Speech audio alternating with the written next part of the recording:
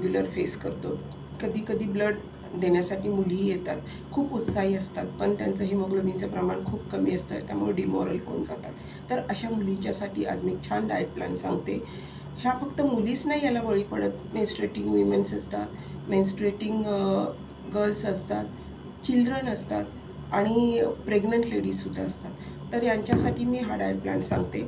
तर आपण जे खातो ते ॲब्सॉर्ब होण्यासाठी काही गोष्टींची गरज असते. आता आयर्न ॲब्सॉर्प्शन होण्यासाठी बॉडीमध्ये व्हिटॅमिन सीची गरज असते, किंवा आपण ज्या भांड्यामध्ये जेवण बनवतो त्या भांड्यातलं आयर्न, मतलब लोखंडाचा तवा किंवा लोखंडाची कढई या गोष्टींचा जर वापर केला जेवणासाठी, तर त्याच्यामधून आयर्न ॲब्सॉर्प्शन होणं वाढतं.